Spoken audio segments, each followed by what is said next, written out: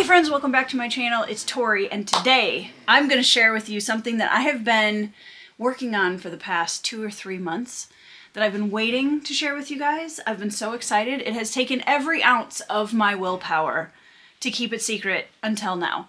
And maybe I'm going to be way more excited about this than you guys. It's completely possible. Let me have my moment, okay? I made a TBR game. Now, TBR games are a dime a dozen on Booktube. So many different channels do them, and I have watched and enjoyed a lot of TBR game content. But I never really found one that inspired me to start and continue my own version of a TBR game. I enjoyed watching other people play more than I enjoyed the idea of doing one myself. And as you guys know, for the last year and a half, I haven't done monthly TBRs. And part of that was I just felt like it was so restrictive. I didn't feel like I had any wiggle room, and I knew that TBR games probably were going to contribute to that same feeling, so I just preferred to watch other people do it. Then I discovered a booktuber named Sylvia from the Library Unbounded, who is one of my favorite booktube channels now, and I stumbled upon her TBR game, which she has the audacity to claim is not that creative, okay? I'm just gonna leave that one there. Y'all can go judge for yourself. Sylvia has been playing 2 different versions of her TBR game over the past couple of years, and I have watched every episode twice. I was obsessed, and it was the first time where I could feel this little thrill of inspiration watching her videos and thinking, you know, maybe there's a way for me to do this and make my own version that's going to be fun, that allows me the kind of flexibility that I'm looking for, that isn't going to box me in. So after binge watching all of Sylvia's videos, I started thinking about what a TBR game might look like for me and why I would want to do one. So the first thing I'm going to say is why I'm going to do one. I have been missing the aspect of the TBRs, monthly TBRs, that allowed me to kind of have a general guideline of where I was going. And I wanted to create a game that allowed me flexibility, where I can still earn the same rewards, or I can still kind of shift things around during the month if I want to, so that nothing ever feels restrictive. And I think I've managed to do that. Let's get into what kind of a TBR game I came up with. I'm going to affectionately refer to this game as the Motley Crew TBR game, because nothing says Tori Talks more than a Motley Crew. Am I right? I have here a deck of laminated cards that I designed in Canva and laminated with my brand new laminator. And on the back of each one of these is a character from either a book I wrote or one of my favorite series. There are groups of characters from each of these series to form a collection. I'll give you an example of what this looks like using the collection from one of my favorite books, Never Die by Rob J. Hayes. There are 6 character cards that I can earn in this collection. Each collection has between 6 and 10 character cards in it that I can earn over months of doing the TBR game. There are 7 total character collections from specific series, and then there are 2 other categories that I will explain to you in a minute. But let me introduce really quickly the collections that I am going to be earning. The first one is from the Greenbone Saga, where there are 7 character cards to earn. The next one is from Lies of Loch Lamora, where there again is 7 character cards to earn. The third one is Red Rising, where there are 7 cards to earn. The fourth one is Malazan, where there are 7 cards to earn. Then we move into the Discworld City Watch, where there are a total of 10 cards to earn. After that, we have my own book, The Bloodstones, wherein there are 7 cards to earn. And finally, we have the Never Die Crew, where there are 6 characters to earn. Now, outside of this, we have 2 extra categories that are mingled in with all of those specific series, one of which is called the Misfits, and the other one is called the Disruptors. There are 20 cards from the category of the Misfits, and it is basically just a motley crew of characters collected from all over storytelling that I wanted to include in the game, but didn't want to yet complete a full character series. The last character collection is the Disruptors. disruptors. Now these are antagonists from a variety of different stories, and all of them do something a little bit different, and we're going to talk about card effects in a minute. There is one unaffiliated card that occurs in the deck multiple times, and that is the Death card. The Death card is basically a complete reset where it forces me to redraw cards or start over with my TBR, and there are, I believe, 2 or 3 of them in the entire deck. Can you tell that I've played a lot of card and deck building games? Because I feel like my deck building game nerd is coming out a little bit. Every character card that I pull from the deck has me doing a different task, whether that's drawing from a jar or picking a book off my shelves. Most of the character card effects have me choosing things from my physical shelves or my Kindle TBR, and I have some different categories of jars to pull from, which I will share with you in a minute, but every character has a different effect tied to it. If I can complete the book that the card belongs to during the month that I draw it, I will earn this card toward the collection that I'm trying to complete. If I DNF the book, or if I don't finish the book, I will put the card back in the deck. So let's introduce the jars. If I draw, for example, Angua from the City Watch Discworld collection, her effect is that I need to draw from 2 different jars, choose one book, and return the other. In that case, I would reach for the jars. One of them is all of my Kindle reads. Another one of them is called the kitchen sink, which is everything on my shelves that is not science fiction or fantasy. We have the SFF jar, which has all of my science fiction and fantasy reads in it. We have the review copies container, which is absolutely a Tupperware container missing a lid. Don't judge me. Next up, we have the friend recommendations jar. In this container are a whole bunch of recommendations from my friends all across the book community, recommending me different books. These are the only books, for the most part, that are not already on my physical shelves. Next up is my Continue a Series jar, which, as you guys know, I have started a lot of series, so this is me trying to encourage myself to make sure that I am continuing them. And last but not least, you guys saw that at the very beginning of the year, I made a 25 priority reads in 2025 video where I talked about 25 different books that I really wanted to get to this year, and those are in the priority reads jar. So all of those different jars are connected to different card effects in the game, and I will be drawing from them every month depending on which cards I draw. Now, when it comes to actually drawing the cards every month, this is where it starts to get very flexible. I'm allowed to draw as many or as few cards as I want to for that month. So if I'm having a month where I'm really busy and I'm not sure that I'm going to be able to read as many books, I might choose to only draw 4 cards from the deck, and that's completely fine. If I'm feeling really ambitious that month, I might choose to draw 6 or 7. It really depends on where my mood is at and how many cards I am feeling like I can successfully complete. And again, there's no penalty for not completing a book during the month. The card just simply goes back into the deck. Once I have completed a collection of cards, I am going to allow myself to buy some books.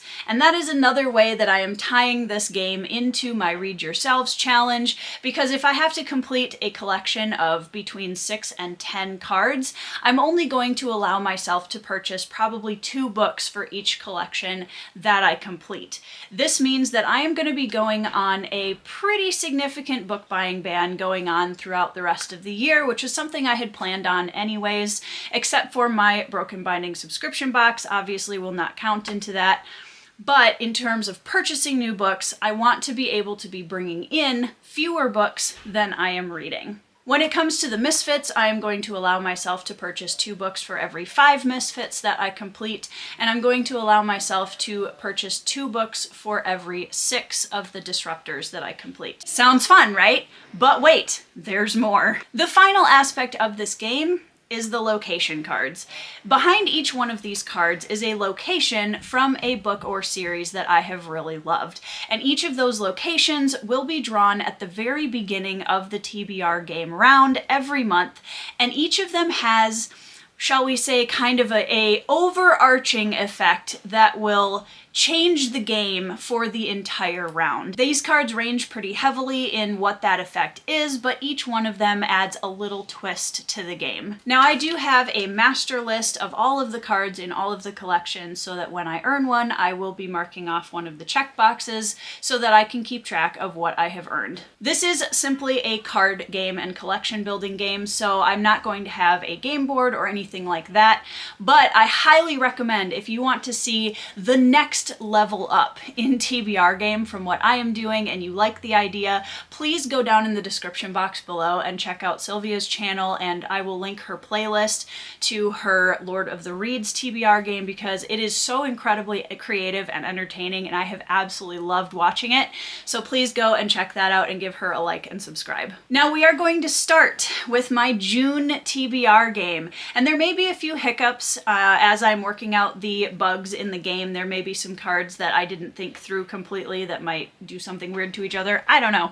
We'll find out. But I'm really excited, and we are going to start by shuffling our deck. I have been waiting to make this video, you guys, for literally months, and I'm so excited that we are finally at a point where I can draw my first real TBR. My family is a card playing family, so to anyone watching who's related to me, I'm so sorry at this appalling sideways shuffle that I'm doing. The deck is shuffled. We're going to set it right behind me here on the bookshelf, and we're going to start with our location cards. So I'm also going to shuffle these, and they have slightly different backs because my printer was running out of ink. This is a really professional show here, you guys. I hope you've realized that.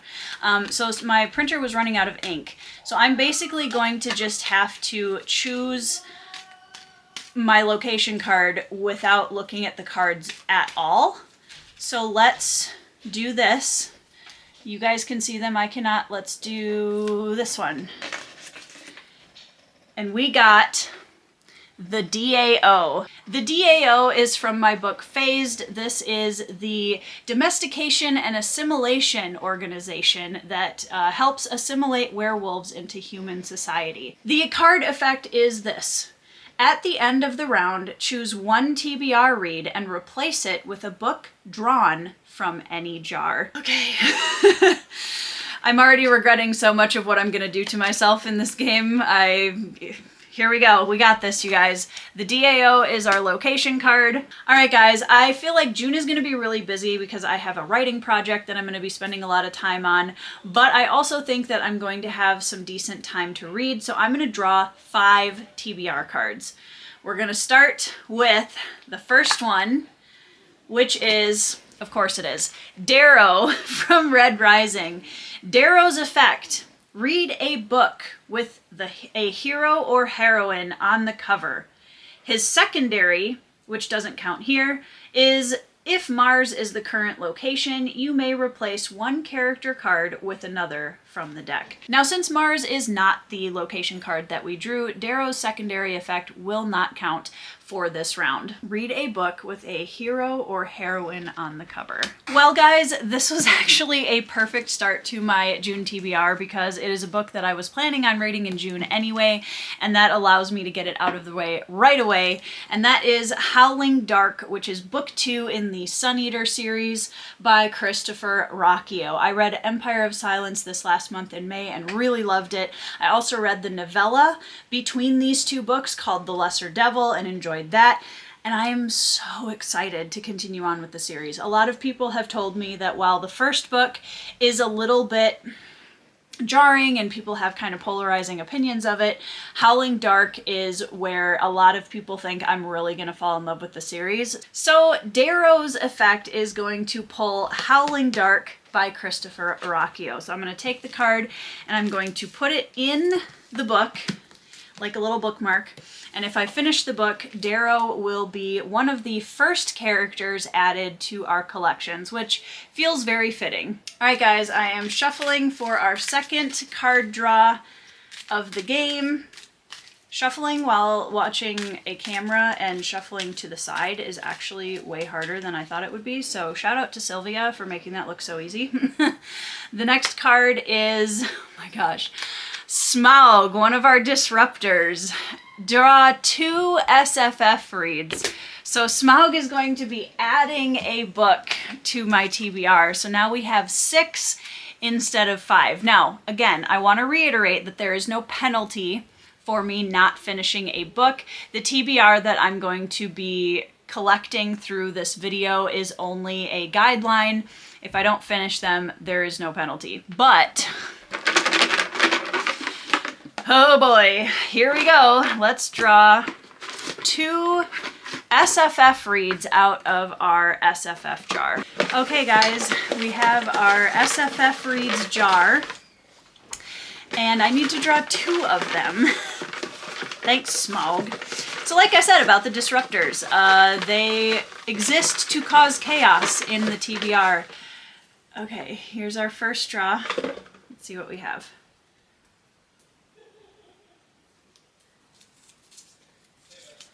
Here is Homeland is the first Dritzt book by R.A. Salvatore, and it is on my mass market paperback shelf. So let me go grab that real quick. Homeland by R.A. Salvatore.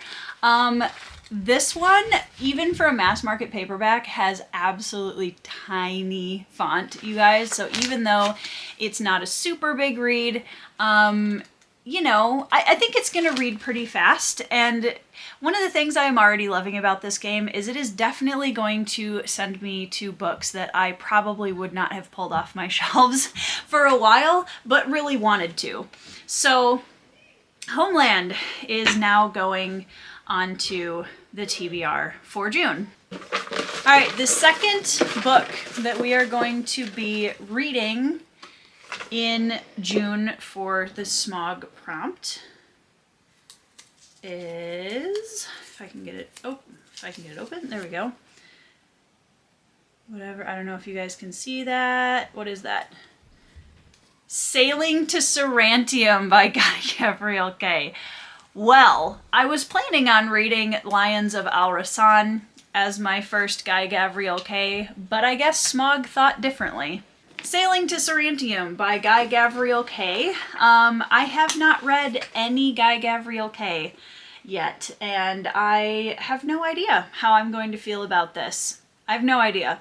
I'm going in with like 0 expectations set because I know I have a lot of friends who really love his work, his writing and his work, but I don't know where I'm going to land on it. He could be an author that I love. He might be an author that I bounce off of. I have no idea. Well, it's not the Lions of Al-Rasan, but here we are. We're reading some Guy Gabriel Kay potentially this month, so here we go. Okay, we're going to put Smaug in our stack for the month, and we are going to go and draw our 3rd card from the deck. I'm going to try and do slightly better at shuffling sideways and not looking all the time, hoping I don't dump these all over the floor, because that is completely possible. This is more stressful than drawing the cards, if I'm being totally honest. Oh my gosh, there they go. Okay, here we go. The 3rd character card, Ganos Paran from Gardens of the Moon Malazan, the Bridge Burners collection. His effect is to draw a priority read. His secondary effect is that I may negate the effect of one other card, a location, a character, or death. That is very useful because if I want to negate Smaug at the end, if the TBR is just way too big, then I will be able to do that. So that's kind of exciting. So far we've got Darrow, Paran, and Smaug, and I'm going to keep all 3 of them out so that at the end of the round I can kind of decide what I want to do. But Ganos Paran gives me an effect that is really, really helpful. So I'm going to keep that in my back pocket for now. But first we have to draw a priority read. So I'm going to pull my little priority reads Tupperware container. We don't have jars, we just have, I call them jars loosely because they're, you know, it's fine, whatever works. Here's our priority read. All right, what do we got? What do we got? What do we got? What does it say, guys? I can't read it. What does it say? The Housekeeper and the Professor by Yoko Ogawa. All right, guys, this is a translated Japanese short contemporary novel about a housekeeper who keeps house for a professor, and it is, I believe, a love story, and I know very little about it other than that, but I am actually really excited for this because this is a perfect palette cleanser in between some of these other books I've been picking. It's going to be very different. It's going to be very different storytelling style, tone, all of that, which I'm really looking forward to. And again, this is one that I've had on my TBR for so long, it's ridiculous. So The Housekeeper and the Professor is going on our stack. All right, guys, draw number 4, and one more attempt at not dumping the cards all over my bedroom floor. Okay, the next card is, oh my gosh.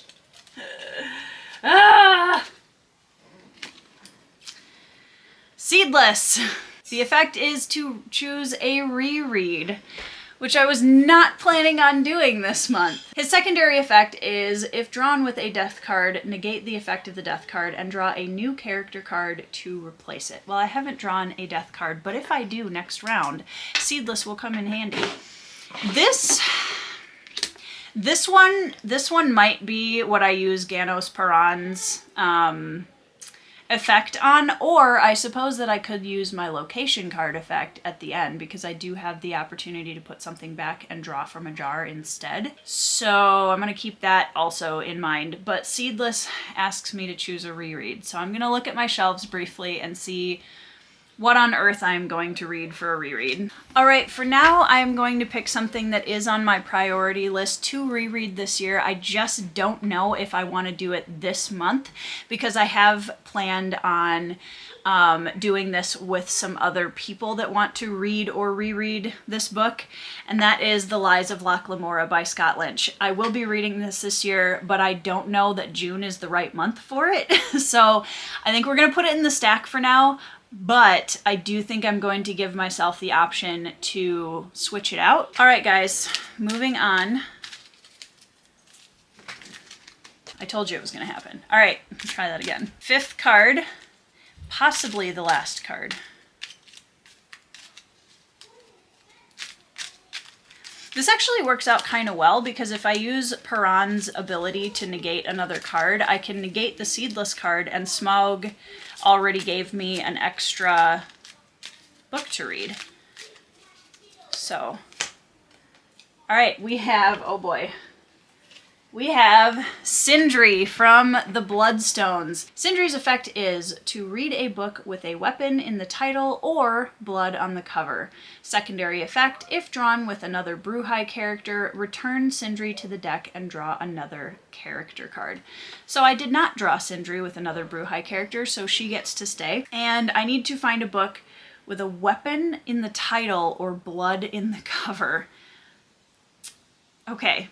All right, guys, I actually found the perfect book for Sindri's prompt. I'm really excited about it. And that is True Grit by Charles Portis. This is a book that I have really been wanting to read in the next month or two. So this was actually quite perfect because there is some blood on this cover. And it's going to be a super easy, fast read. I think it's going to be perfect for the TBR we're building for June. And I'm feeling really good about this one. All right, guys, so for TBR for June, we have Howling Dark by Christopher Rocchio. We have Sailing to Sarantium by Guy Gavriel Kay. We have The Housekeeper and the Professor by Yoko Ogawa. We have True Grit by Charles Portis. We have The Lies of Loch Lamora by Scott Lynch. And we have Homeland by R.A. Salvatore. Now again, just to reiterate the rules, I am not obligated to read any of these. I probably will be reading most of them. I do not have to read any of these books. If I DNF a book or choose not to read it or don't have time to read it, I will not earn the card that it is related to. So for example, the Smaug card, which would be great to get out of the way, I do have to read Sailing to Sarantium and Homeland in order to earn Smaug's collection card. I think I am going to use Ganos Paran's secondary effect to remove Lies of Loch Lamora from my TBR stack. Like I said, really excited to reread it, just not in June. I think I need another month or two before me and the other people that want to read it are going to be ready. Which leaves me with the location cards effect, which again is at the end of the round, choose one TBR read and replace it with a book drawn from any jar. I think I am going to remove Homeland by R.A. Salvatore. Or do I want to remove Sailing to Sarantium? Whatever book gets put back in the stack will count towards Smaug's 2 reads, because it's another card effect. So I am still reading 2 books for that, but just not the 2 I originally drew. Yeah, I think I'm going to remove Homeland by R.A. Salvatore. I do still want to read this. I just feel like now isn't the right TBR. So we're going to put that one back. I think I am actually going to draw from my Priority Reads cup. That was a tough decision because I really do want to draw from the continuous series, and I also want to draw from my friend Rex. But I do feel like I want to make sure that I'm getting through my priority reads for 2025. Here we go. We got, I can't read it. What is it? Stoner by John Williams. Okay. Not what I was anticipating. Stoner is a literary fiction novel about a man who, it's just about his life, and apparently it's kind of a down-to-earth and humbling, but also slightly depressing literary fiction, which sounds on brand. This is shaping up to be a very interesting TBR, you guys. So really quickly, I'm gonna go back and recap the cards that we drew for the month of June. Our location card was the DAO, which gives the effect, at the end of the round, choose 1 TBR read and replace it with a book drawn from any jar. Then we have Darrow, whose effect is read a book with a hero or heroine on the cover. Next up, we drew Smaug from the Disruptors. His effect is to draw 2 science fiction and fantasy reads. Next up, we drew Ganos Paran from the Bridge Burners collection, whose effect is to draw a priority read. His secondary effect, which we did use, was to negate the effect of 1 other card. The negated card from Paran's effect was Seedless from the Disruptors, which has the effect choose a reread. His secondary effect did not come into play, so this card, because it was negated by Paran, will go back into the deck. The final card that we drew was Sindri from the Bruhai collection. Read a book with a weapon in the title or blood on the cover. Her secondary effect was not enacted in this round. All right, so we have all of the effects from all of the cards in and done, and what a stack we ended up with, you guys. This will probably not be all of the books that I read in June. I could always add some mood reads on top of it. And the other thing that I am leaving myself some room for is if I get to a certain point in the month where I'm just really not feeling one of these reads, I will choose another book that fits the same prompt and include it within the TBR. I won't be drawing anything new, but like for Blood on the Cover with True Grit, this one's not going anywhere, so basically True Grit is kind of my only switch hitter over here. But I'm actually not super mad about this TBR for June. I feel like it's gonna be fun. There's a lot of different reads on this list. We've got Howling Dark by Christopher Racchio, Sailing to Sarantium by Guy Gavriel Kay, The Housekeeper and the Professor by Yoko Ogawa, True Grit by Charles Portis, and Stoner by John Williams. Sure, that is my first official TBR game. I don't know what I was expecting, but I don't think there's any way to really prepare for the books you're gonna draw because you have no idea, and it's exciting that it is so spontaneous, and I really like that aspect of it. I want to know down in the comments below what you think of the game, how you feel about it, how you feel about the TBR going into June. If you're going to be reading any of these books randomly in June, please let me know because that would be super fun. Over on my Discord, which is private but it is open to all patrons, we are doing a read-along of Sun Eater currently, which is why I am doing my darndest to fit them onto my monthly TBRs. But all of the other ones, there aren't any other buddy reads here, so I'm excited. This will be super fun. I hope you guys enjoyed this and hope you're having a fantastic week. I hope that you are reading some 5-star reads, and I will see you in the next video.